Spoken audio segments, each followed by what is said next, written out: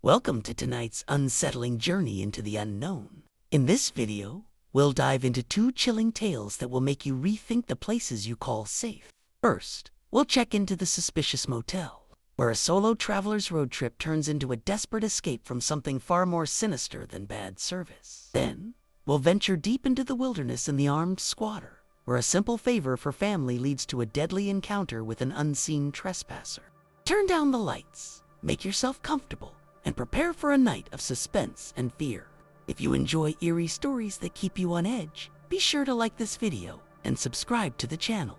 Let's begin. Story 1. The Suspicious Motel. I never thought I'd be the kind of person to write one of these posts. It still messes with my head when I think about it. I had just graduated from college and decided to take a solo road trip before starting my first real job. No strict itinerary, just my car, some savings, and a plan to take the roads less traveled. That's what led me to some back roads in rural Indiana, trying to avoid the monotony of the highway. The storm rolled in fast. One minute, it was just a gray sky, and the next, the rain was hammering down so hard my wipers couldn't keep up. My phone had already been losing service, on and off. But when I finally checked again, I realized I had no signal at all. No GPS, no way to call for help.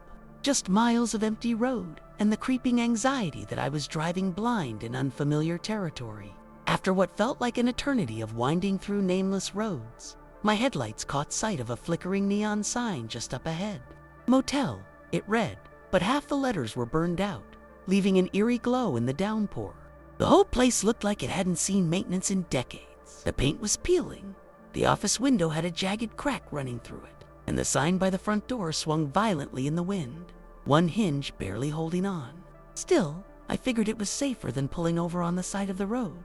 I parked near the entrance, left my engine running just in case, and jogged inside, shaking off the rain.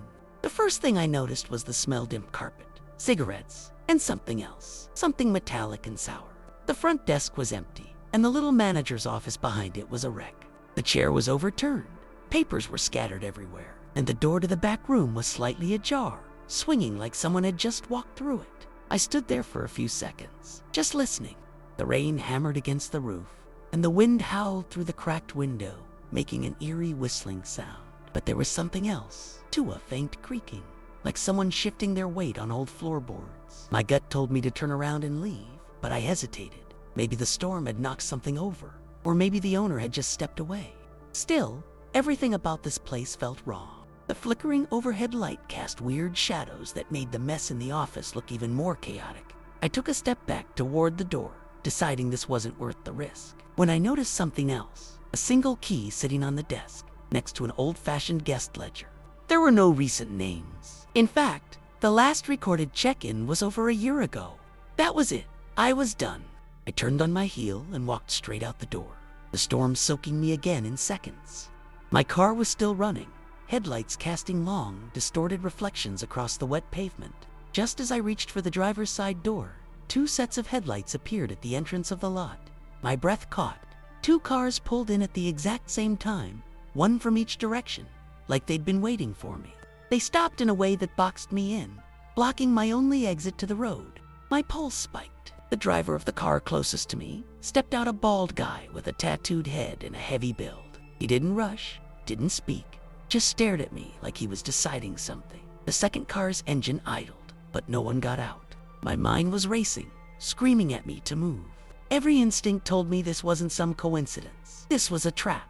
I didn't think. I just acted. My hands fumbled with the door handle as my heart slammed against my ribs. The bald guy took a slow step toward me, rain dripping down his face. And that was enough. I threw myself into the driver's seat and slammed the lock button. Just as I shoved the car into reverse, he lunged. I heard the sound of his palm slamming against my window. Fingers splayed out like he was trying to grab me through the glass. My tires spun uselessly for half a second before catching on the slick pavement, and I jerked the wheel to the side, aiming for the only escape route I had left, a small dirt ridge at the edge of the lot. It wasn't a road, but it didn't matter. One had to get out of there. As I sped toward the ridge, my headlights briefly swept over the motel office one last time, and that's when I saw movement inside. Someone was in there. A shadow flickered behind the broken window, shifting just out of view. My stomach dropped. If I had stayed even a minute longer, I might have ended up inside that place, trapped between whatever was in there and the men outside.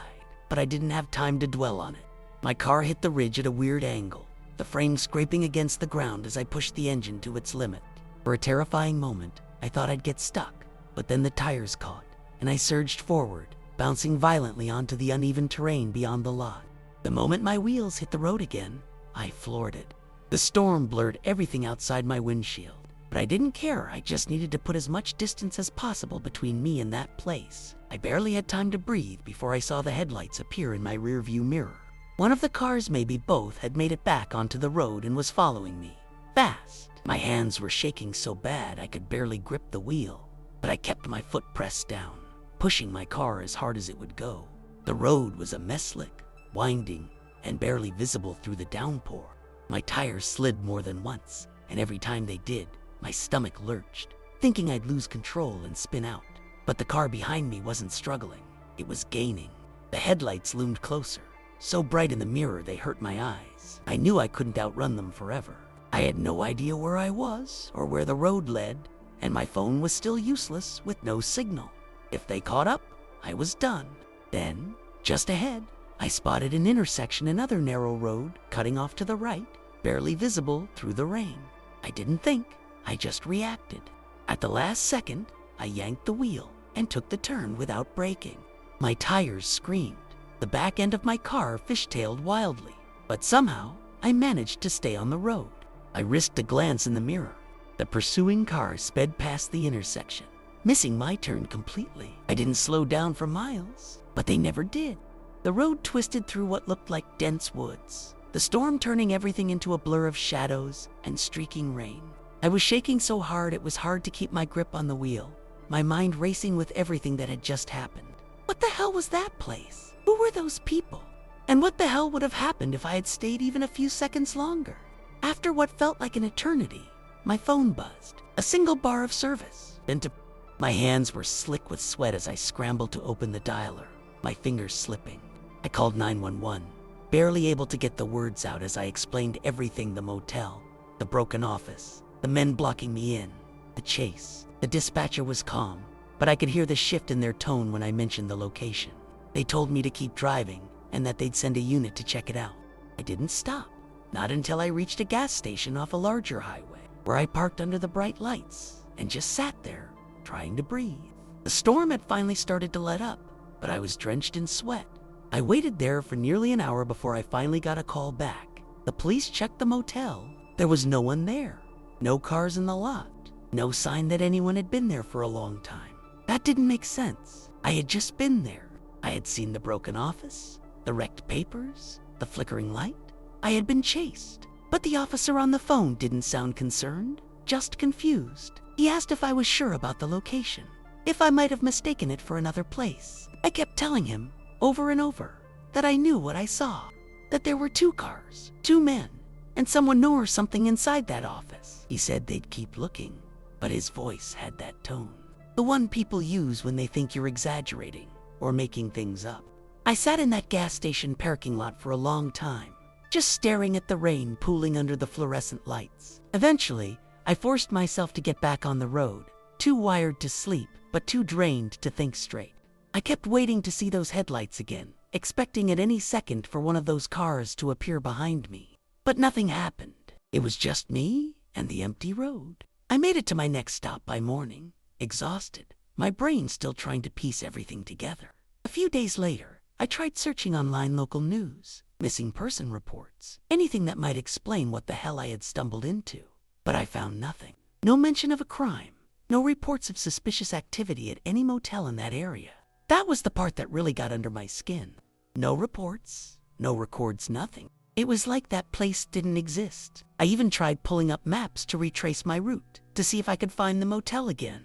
But every time I thought I had the right area, there was nothing but empty roads and abandoned fields. No neon sign, no cracked window, no dirt ridge where I'd made my escape. Just blank space, like I had imagined the whole thing. But I know I didn't. My car still had scratches along the undercarriage from that ridge. My hands still shook whenever I thought about that bald guy stepping toward me in the rain, about the feeling in my gut that told me I had just missed something terrible.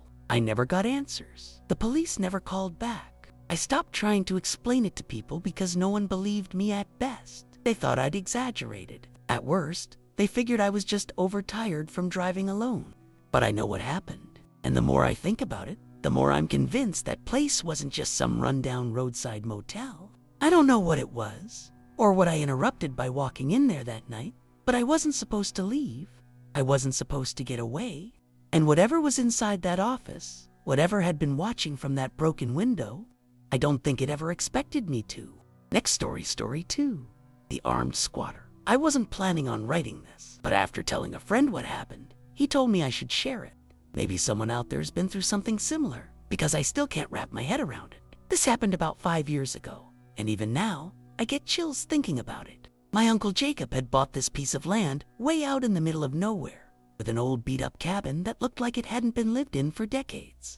It was the kind of place where you wouldn't be surprised to find some weird junk inside rusty tools, old furniture, maybe even a few creepy dolls left behind. But the thing is, the cabin was supposed to be abandoned. No one had lived there for years. At least, that's what we thought. Jacob was slowly fixing the place up on weekends, and I had been helping him. It was actually kind of nice, just us, surrounded by nothing but trees and silence. I grew to love that quiet, isolated feeling. One weekend, though, Jacob couldn't make it. He asked if I'd go up alone to clear out some brush and clean inside the cabin. It was just another Saturday, just another job. He even promised to pay me extra, so why not? But when I got there, something immediately felt off. There was a truck parked near the cabin. The doors were unlocked, and the driver's seat was empty. No sign of anyone, just that damn truck, sitting there like it had been waiting for me. At first, I told myself it was probably some hunter or hiker who had wandered onto the property. Maybe they were off in the woods and would be back soon. But the longer I stood there, staring at that truck, the more unsettled I felt. The windows were so dirty I couldn't see inside, but something about it felt wrong. I checked my phone, no signal. Of course, typical for a place this remote. I decided to just ignore it and get to work. I started clearing some of the overgrown weeds around the cabin, trying to shake off the unease. But every few minutes I caught myself glancing back at that truck, half expecting to see someone standing next to it. Nothing. The woods were too quiet, though. No birds, no rustling leaves, just silence. That kind of heavy silence that makes your skin crawl. After a while, I forced myself to go inside the cabin. As soon as I stepped in, the smell hit me. It wasn't just dust and rot. It was something worse. Stale, damp, and something else I couldn't place. Something that made my stomach turn.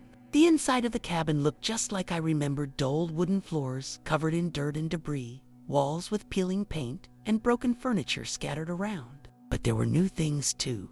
Things that hadn't been there the last time I was here.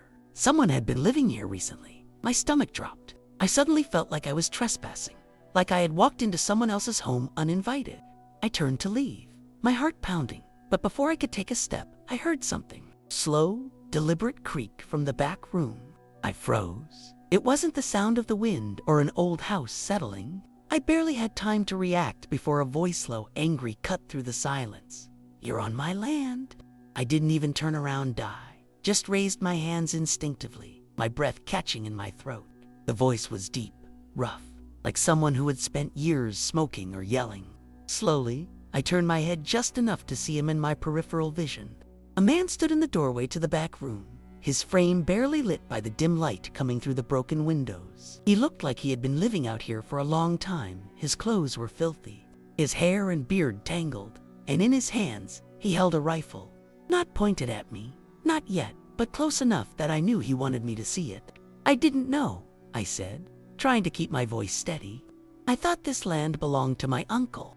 My pulse was hammering so hard I could hear it in my ears. He didn't say anything for a long moment, just stared at me with sunken, unreadable eyes. Then he took a step forward, and my body locked up. I knew I had to get out of there, but if I moved too fast, I didn't know what he'd do. He had that look like a cornered animal, unpredictable, ready to snap at any second. I swallowed hard, forcing myself to stay calm. Every instinct in me screamed to run, but I knew that wouldn't end well. "Look, man," I said carefully, keeping my hands up. "I didn't mean to bother you. I was just here to clean up a little. I'll go." I took a slow step back, but his grip on the rifle tightened. My stomach knotted. I had no idea what was going through his head. but I could see it in his eyes. He wasn't just some lost squatter.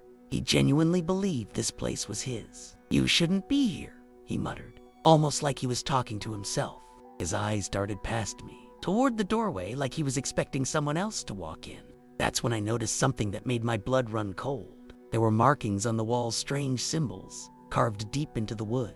They weren't there before. Some looked like tally marks, others like shapes I couldn't quite understand. But the worst part, some of them looked fresh, like they had been scratched in recently. And that's when I realized this guy hadn't just been living here. He had been waiting for something. I didn't want to look at the symbols anymore. The longer I stared, the more unsettled I felt, like they were crawling under my skin. "I get it," I said, keeping my voice steady. "You've been here a long time. I didn't mean to mess with your place. I'll leave, okay?" I took another slow step back, trying to show I wasn't a threat. For a second I thought it worked. His grip loosened just a little, his shoulders slumping like the fight had drained out of him. But then, just as I reached the doorway, he snapped his head toward the back room like he had heard something. His whole body stiffened. That's when he whispered, "They don't want you here." My stomach twisted. He wasn't talking about himself. Before I could react, he lunged forward and slammed the door shut in my face. I didn't stick around to find out what he meant. I bolted. I sprinted toward my truck, my heartbeat pounding in my ears. Every nerve in my body screamed at me to move faster, to get as much distance as possible between me and that cabin. But just as I reached my truck, I heard something behind me fast. Heavy footsteps on the wooden porch. My hands fumbled with the keys, my breath coming in short gasps. I expected to hear the gunshot, expected to feel the burn of a bullet in my back. But instead, I heard something else. A scream. Not from the man. It came from inside the cabin. A raw, gut-wrenching wail, like something was being torn apart. It was so loud, so unnatural, that I froze, my fingers still gripping the keys. I turned my head just enough to see the man standing on the porch, staring wide-eyed into the cabin like he had forgotten I was even there. His face had changed. The anger was gone. Now, he just looked terrified. He stepped backward right off the porch and disappeared into the woods. I didn't wait to see where he went. The second he vanished into the trees, I yanked the truck door open and jumped inside, locking it behind me. My hands were shaking so badly that I could barely get the key into the ignition. I didn't want to look, but some horrible part of me had to. I turned my head toward the cabin one last time. The front door was wide open. I knew he had slammed it shut before, but now it was hanging there like someone or something had pushed it open again. The inside was dark, but I could swear I saw movement in the shadows, something shifting just beyond the doorway. My brain screamed at me to leave, to get the hell out of there before I saw something I couldn't unsee. I didn't need any more convincing. I slammed my foot on the gas and tore down that dirt road, barely keeping control of the truck as I sped away. I didn't slow down until I was miles away, back on the main road where the trees didn't feel like they were closing in on me. My hands were still gripping the steering wheel so tightly they ached. I kept checking the rearview mirror, half expecting to see the man or worse, something else chasing after me. But the road behind me was empty, just endless trees and dust. My breath came out in shaky bursts, my mind racing. What the hell had just happened? The moment I got a signal, I pulled over and called Jacob. He picked up on the first ring. "You need to call the cops," I blurted out before he could even say hello. I told him everything. The truck, the squatter, the rifle, the scream. He didn't say a word until I was finished. Then, after a long pause, he just said, "I'm on my way." I didn't ask questions. I just turned the truck around and headed straight for the nearest gas station to wait for him. There was no way in hell I was going back there alone. Jacob got there fast, faster than I expected. He must have been speeding the whole way. The moment he pulled up, he jumped out of his truck, looking as freaked out as I felt. "Where?" was the first thing he said. I pointed back toward the dirt road, my hands still shaking. "We need the cops," I told him again. But he was already moving, already getting back in his truck. "They'll take too long," he muttered. "Get in." I didn't want to go back. Every instinct told me to let the cops handle it. But this was Jacob's land, his cabin, and he wasn't the type to back down. So, against my better judgment, I got in his truck and we drove back. But when we reached the cabin, the place was empty. The truck I had seen before was still there, parked in the same spot, but the front door was now shut, like nothing had happened, like no one had ever been there at all. Jacob killed the engine, and for a long moment, we just sat there, staring at the cabin. I could feel my pulse in my throat. Everything looked still, too still. "Stay here," Jacob muttered, reaching behind his seat and pulling out his own rifle. That's when I knew he wasn't playing around. I wanted to tell him not to go, to just wait for the cops, but I could see it in his face. He wasn't leaving without answers. I couldn't let him go alone. I took a deep breath and followed, my footsteps crunching against the dirt. As we approached the porch, the air felt thick, like the pressure had dropped. The smell hit me again, even stronger this time. That damp, rotting stench. Jacob pushed the door open, and it creaked loudly, cutting through the silence. The inside looked the same as before, filthy, abandoned, except for the few signs that someone had been living there. But there was no sign of the man, no rifle, no footprints in the dust, nothing, like he had never been there at all. Jacob stepped inside first, his rifle raised, scanning the room like he expected someone to jump out at any second. I hesitated at the doorway, every instinct telling me not to go back in. But then I saw them again, the symbols carved into the walls. Except now, there were more of them. Fresh ones, deep scratches that hadn't been there when I ran out earlier. My stomach twisted. "Jacob," I whispered, but he had already moved toward the back room. I forced myself to follow, my skin crawling with every step. The back room was darker, colder. The air felt wrong, like stepping into a place you weren't supposed to be. And then I saw it, the blankets in the corner were gone. The boots by the door, gone, like no one had ever lived there. But the worst part, the floor. There were deep gouges in the wood, like something had been dragged across it. No, not dragged, scratched, clawed. My breath caught in my throat. That didn't look like something a person had done. Jacob noticed it too. He crouched down, running his fingers over the deep scratches in the floor. His face was tense, but he didn't say anything. I could tell he was trying to make sense of it, trying to come up with some kind of logical explanation. But there wasn't one, not for this. "You sure he was real?" he finally muttered, not looking at me. That question sent a chill straight down my spine. But standing there, looking at those marks, I suddenly wasn't sure of anything. And then we heard it. Jacob heard it, too. His head snapped up, eyes wide. We didn't stop to check. We didn't try to explain it. We just ran. We barely made it out before the noise changed. Then came the dragging sound, long, slow scraping. It wasn't footsteps. It wasn't the wind. It was something moving beneath the house. Jacob didn't stop. He shoved me toward the truck, his face pale, his rifle clutched so tightly his knuckles were white. As we peeled out of there, dirt and gravel flying behind us, I turned for one last look at the cabin. The front door, which we had left wide open, was slowly swinging shut, not slamming, not blowing closed from the wind, just easing itself shut, like someone or something was pulling it. My stomach dropped. We didn't stop. We didn't talk. We just drove, tearing down the dirt road as fast as we could, the dark trees swallowing the cabin behind us. We didn't say a word the whole drive back. I could still hear that scraping sound in my head, like it had burrowed into my brain. Jacob was gripping the steering wheel so hard I thought he might snap it in half. It was only when we hit the main road that he finally spoke. "We're getting rid of it," he muttered. His voice was low, like he was afraid it might hear him. "I'm not keeping that land." I didn't argue. There was nothing to argue about. Whatever was in that cabin, whatever had been under, it wasn't meant to be disturbed. We called the cops when we got back into town, but by the time they made it out there, the cabin was empty. No truck, no squatter, no signs that anyone had ever been there. But the scratches, the carvings, they were still there. The officers didn't know what to make of it. Said it was probably just some drifter, maybe a crazy one. But I knew better. Jacob knew better. Jacob put the land up for sale the very next week. He didn't care about making a profit. He just wanted it gone. But no one wanted to buy it. The few people who came out to see the place never stayed long. One guy, a contractor, said the foundation was too unstable to rebuild. Another, some old local, took one look at the cabin and shook his head. "Should have stayed buried," he muttered before leaving without another word. I didn't ask what he meant. I didn't want to know. A few months later, a developer finally made an offer not for the cabin, just for the land. Jacob agreed immediately. They demolished the place within a week, leveled it to nothing but dirt. I told myself that would be the end of it, that whatever was there would be gone with the cabin. But sometimes, late at night, I still hear that scraping sound in my head. Slow, steady, like something is still moving just beneath the surface, waiting,